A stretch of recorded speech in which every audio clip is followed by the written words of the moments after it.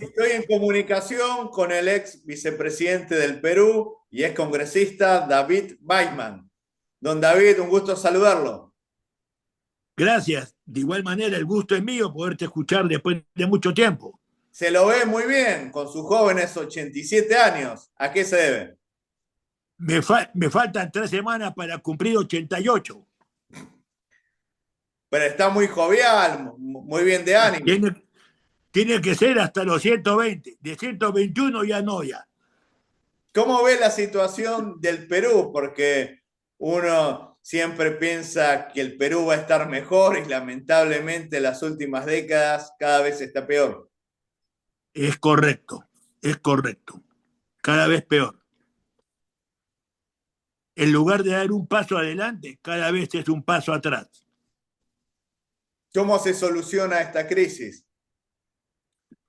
Bueno, yo creo que acá necesitamos un Milei o un Bukele obligatoriamente. No hay otra alternativa. ¿Un López Aliaga o un General Quiabra no piensa que puede servir? ¿Cómo? ¿Cómo?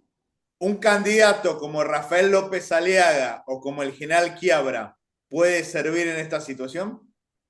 Podrían ser también, podrían ser. Sí, han nombrado un par de personajes que podrían ser.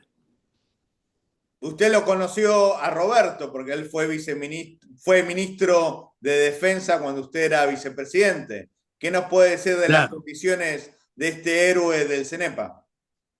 correctamente, correctamente. Sí, es una muy buena persona, con buena experiencia también, y sobre todo hasta ahora está en el marco de lo que es la honestidad, que es lo que nos está faltando a gritos acá en Perú.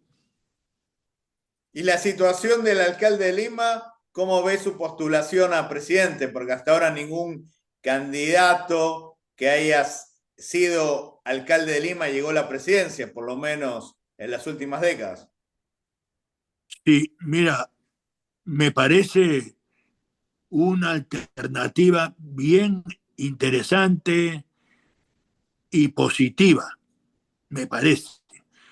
Espero todavía un desenvolvimiento en el transcurso de este tiempo, porque él tiene muy poco tiempo como alcalde, y ver su completo desarrollo, ¿no? Como para manejar el país en la presidencia. ¿Usted se decepcionó de Alejandro Toledo o cuando era vicepresidente de él veía alguna situación rara que iba a terminar con Toledo tras las rejas, como ahora está? Bueno, veía ya yo situaciones raras, extrañas, y ya yo, a partir prácticamente del segundo año de gobierno, comencé a tener un fuerte distanciamiento de Alejandro Toledo. A partir del segundo año, o comenzando el segundo año, un fuerte distanciamiento que se incrementó en el transcurso del tiempo hasta cumplir con todo el periodo presidencial. ¿Qué es lo que usted vio? Bueno, para no entrar en mucho detalle, voy a decirte algo gravísimo, porque son muchos, es una larga lista. En una oportunidad en que él viaja y yo me quedo encargado de la presidencia de la República, el ministro de Economía, Pedro Pablo Kuczynski, me solicita que vaya a una reunión urgente a su despacho y me dice que el motivo era que se tenía que firmar el proyecto de la interoceánica que se estaba organizando, gestando, impulsando con esta empresa corrupta brasilera Odebrecht. Y me dice que quiere que yo vaya para que yo firme el contrato con Odebrecht para que se produzca la construcción de la interoceánica. Y le dije que sí, con muchísimo gusto. Y yo fui. Y el tema fue bien rápido. No te voy a alargar todo cómo fue, pero rápido en cuanto a la explicación mía. Yo 3 veces paralicé la exposición que él estuvo haciendo. Y la exposición fue ante todo el periodismo nacional, ante periodistas extranjeros y personalidades. Y paralicé 3 veces su exposición observando, haciendo graves observaciones. Y él tuvo que tomar una decisión y decir que como yo no era un especialista en ingeniería civil, ingeniería de construcción, yo no sabía nada de lo que estaba cuestionando y que por lo tanto levantaba la sesión.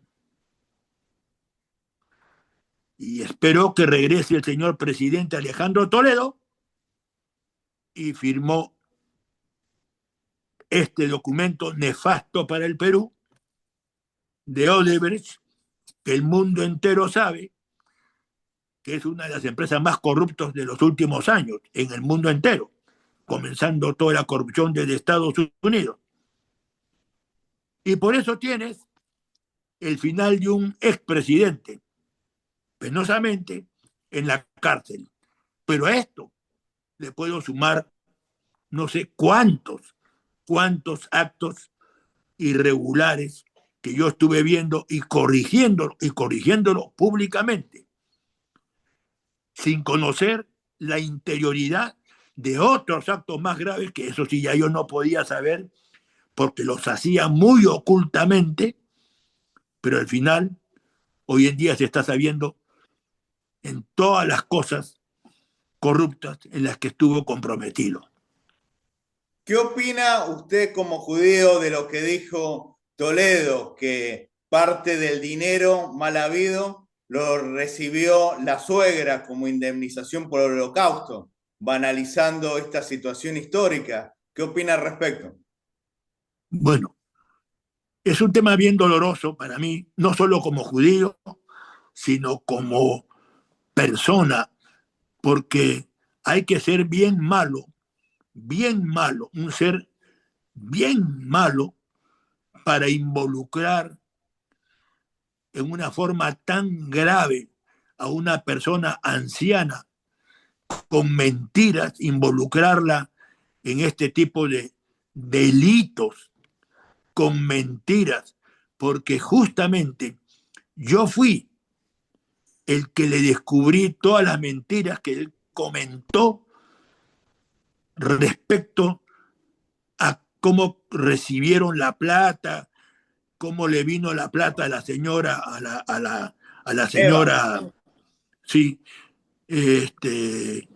y todos los entretelones de eso, yo lo desbaraté a él, porque lamentablemente para él, yo he tenido familia judía que ha muerto en el holocausto, en la guerra, ¿no?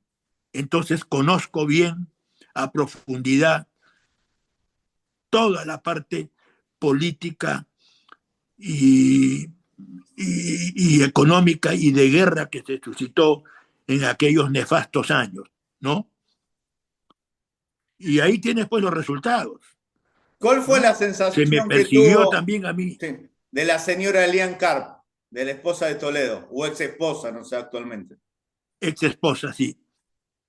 Para mí es muy lamentable porque fue una persona muy metalizada, una persona que más se preocupó por ver cómo se enriquecía durante el gobierno de Alejandro Toledo, múltiples viajes al extranjero gastando enormes cantidades de dinero y lamentablemente ha terminado como ha terminado también ella en una situación tan fea y fugándose del país y abandonando a su esposo después de tantos años, tantísimos años. ¿Cómo ve el próximo año que van a ser las elecciones del Perú, donde hay muchos candidatos? ¿Piensa que se puede mejorar la situación porque cada vez el crimen organizado es peor, hay muchos hechos de corrupción? Los últimos presidentes, salvo honrosas excepciones, me atrevería a decir que el único con honestidad comprobada en las últimas décadas fue Manuel Merino, pero los demás tienen muchas observaciones. ¿Qué nos puede decir del futuro del Perú? Quizás usted no lo vea, pero lo van a ver sus hijos, sus nietos, las nuevas generaciones. ¿Cómo vislumbra las futuras décadas? Bueno, profundamente preocupado. Son 40 partidos políticos que van a postular en estas elecciones. 40 partidos políticos. Y dentro de esos 40 partidos políticos hay una cantidad enorme de personas, en algunos casos completamente desconocidos, y en algunos casos un gran grupo con antecedentes hasta legales, Sí, lamentablemente. desconocidos y algunos, como usted dice, tristemente conocidos, con varios antecedentes. Así mismo. Algunos tristemente conocidos que con toda desfachatez y sinvergüenza van a participar en estas nuevas elecciones. Por eso es que, la verdad, eh, tengo mucha preocupación del futuro de este país. Mucha preocupación. No veo nada positivo como para pensar en que esta situación dramática de terrorismo, porque yo no sé qué cosa es terrorismo y tampoco sé, y me encantaría preguntar qué cosa es sicariato y de qué se diferencia un sicariato de un terrorista y de qué se diferencia uno de esos que amenaza, que eh, eh, Extorsiona. extorsiona, de terrorismo. ¿Cuál es la diferencia entre uno y otro? Primera vez que en esta entrevista se me ocurre hacer esta comparación. Primera vez. Y quisiera una respuesta. Quisiera una respuesta. Y sin embargo, ante esta pregunta que estoy haciendo yo y solicitando una respuesta, mi interrogante y pregunta sería, ¿esto no se ha preguntado la señora presidenta de la República? Estas dos preguntas. Esto no se lo han presentado los 130 congresistas en este momento en funciones, 130 congresistas. No se lo han preguntado todos los ministros que ya pasaron. Han pasado como 8 ministros del Interior. ¿No se han preguntado? ¿Es posible que no se hayan podido preguntar y no hayan hecho esta comparación? Que sea yo el único en 33 millones de personas que pueda haber hecho esta comparación. ¿Es ¿Le parece posible? correcto esta propuesta de que muchos delincuentes peruanos o extranjeros que estén en el Perú vayan a las cárceles de El Salvador, a las cárceles de Bukele, como están planteando algunos políticos? No. A mí no me parece que esta es una solución dable. Nosotros tenemos una cárcel que había que agrandarla, que se llama Chayapalca. En la sierra peruana, en Junín. Está a una altura de más de 4.800 metros de altura, donde hay un frío horroroso permanente en los 12 meses del año. ¿Lo mandaría a Toledo y a Castillo a Chayapalta? Sin Oh, ninguna duda, sin ninguna duda. No solamente a los 5 presidentes que en este momento los 5 expresidentes últimos que hemos tenido están gozando de una cárcel dorada en sus casas. Ese es el ejemplo. A esos 5 los mandaría a Chayapalca. Interesante lo que usted está diciendo. Muchísimas gracias, don David, por analizar esta situación del Perú. Mucha gente se está observando con sus lúcidos 87 años, hace un análisis que a veces ni los congresistas ni los ministros lo hacen. La falta de conocimiento y la improvisación en la política. Se nota que usted conoce al Perú y que lo quiere. Así es, así es.